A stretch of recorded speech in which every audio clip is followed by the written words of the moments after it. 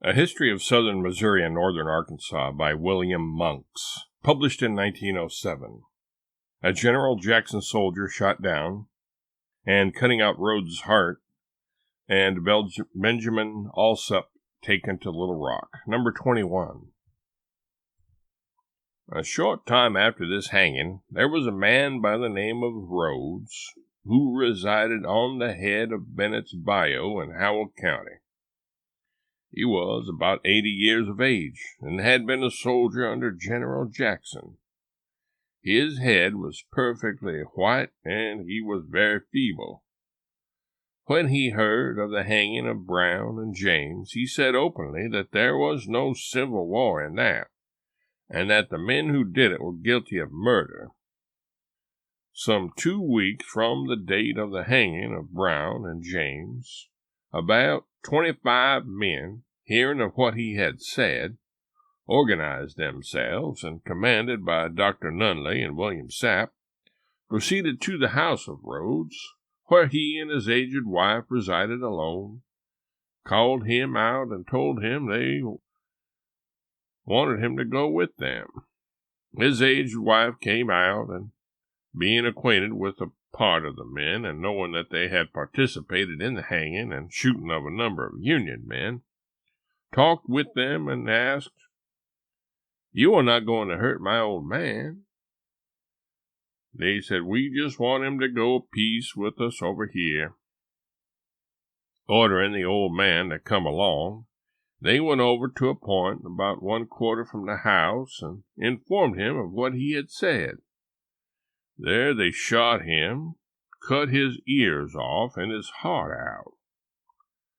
Dr. Nunley remarked that he was going to take the heart home with him, pickle it, and keep it so people could see how a black Republican's heart looked. They left him lying on the ground, proceeded directly to Joseph Spears, who resided about 6 miles west of town on the Yellville Road, declaring that they were going to treat him the same way. They reached his house about 2 hours in the night, all full of whiskey. When they arrived there, Spears was sick in bed. They dismounted, came in, ordered their suppers, and the horses fed. Spears at that time owned a Negro man, and he ordered him to put up the horses and feed them, and his wife to get them supper. After supper they concluded to remain until morning. During the night they became sober and concluded, since Spears owned a nigger, that it could not be possible that he was a Union man, and the reports that they had heard that he was a Union man might be untrue, and they would let him alone until they could investigate further.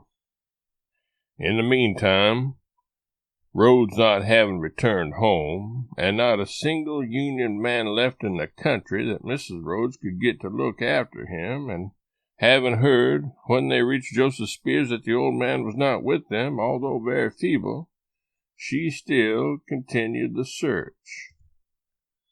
On the second day, about 50 yards from the road and about 1/4 of a mile from home, while she was looking for him, she heard hogs squealing and grunting as though they were eating something. She proceeded to the place and found the hogs were just about to commence eating the remains of her husband. The Union men having fled, she notified some of the neighbors, and the women came in and helped dress the body and buried him the best they could. And neither at the taking down or burial of Brown and James and the burial of the old man Rhodes did a single rebel put in an appearance. There never was a man arrested by the Confederate authorities, or a single word of condemnation uttered, but as far as could be heard there was general approval. It was said that the means used were desperate, but that was the only way to get rid of the men and strike terror to them, so they could neither give aid nor countenance to the lop-eared Dutch. Benjamin Alsup taken to Little Rock. In a few days following, they proceeded to arrest Benjamin Alsup, residing in Hutton Valley, who was a strong Union man, took him to Little Rock, placed him in the state penitentiary, and kept him there until after Little Rock fell into the hands of the Federals, when they exchanged him with other prisoners. While they had him in prison, they worked him in a bark mill by the side of an old mule, with a strap around his breast and 2 leather handholds. He pulled so much in the mill that his little finger was calloused, and he almost entirely lost the use of it.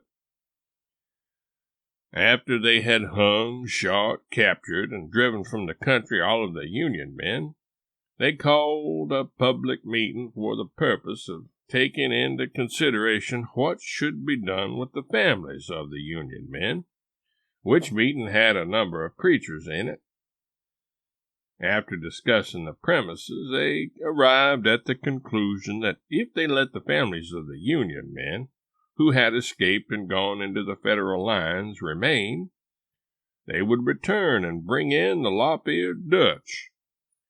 They didn't believe that both parties could ever live together, and as they now had the country completely rid of the Union men, they would force their families to leave.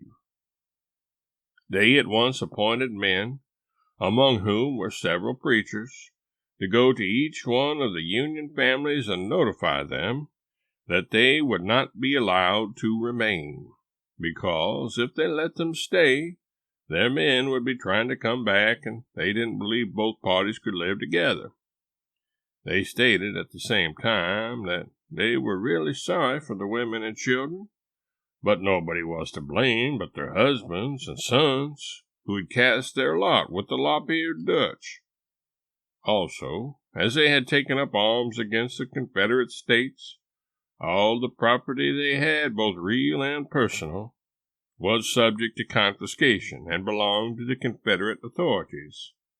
But they would allow them to take enough of the property to carry them inside of the lines of the lop-eared Dutch, where they supposed their men were, and where they then could care for them.